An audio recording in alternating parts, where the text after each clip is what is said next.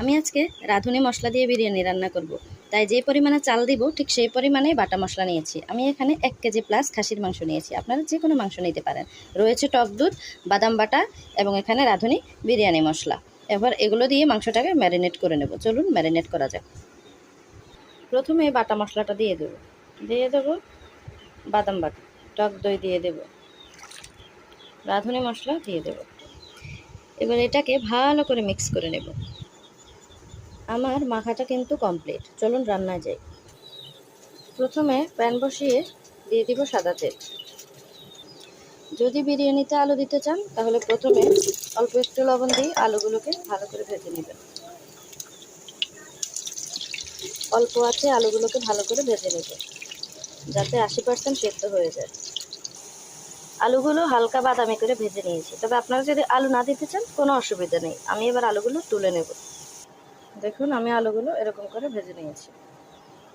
এবার পেঁয়াজ বেরেস্তা ভাজবো। পেঁয়াজগুলো লাল লাল করে ভেজে বেরেস্তা করে নেব। খুব বেশি ভাজবো না। এ পর্যায়ে আমি বেরেস্তা কিছুটা উঠিয়ে নেব, কিছুটা পাতিলেই রাখবো। দেখুন আমি কিছুটা বেরেস্তা তুলে নিয়েছি আর কিছুটা পাতিলেই আছে। এ পর্যায়ে ম্যারিনেটকৃত মাংসগুলো অ্যাড করে দেব। মাংসের পরিমাণে লবণ দিয়ে দেব। মাংসটা সিদ্ধ হওয়া পর্যন্ত কষিয়ে নেব। চাল ধুয়ে পানি ঝরিয়ে রাখবো, এতক্ষণে মাংসটা সিদ্ধ হোক। তো আমার মাংসটা কষানো হয়ে গেছে, এখন চাল ভেজে নেব। চাল ভাজার জন্য একটি প্যান বসিয়ে দিয়ে দিলাম তেল। 2-3টা দারচিনি, 2-3টা এলাচি এবং 2টো তেজপাতা দিয়ে দেব। পানি ঝরিয়ে রাখা চাল, ভালো করে চালগুলো ভেজে নেব। মনে রাখবেন চালগুলো যদি ভালো করে ভাজা হয় তাহলে আপনার বিরিয়ানিটা খুব ঝরঝরে হবে। চালটা ভাজা শেষ, এবার পানি অ্যাড করে দেব।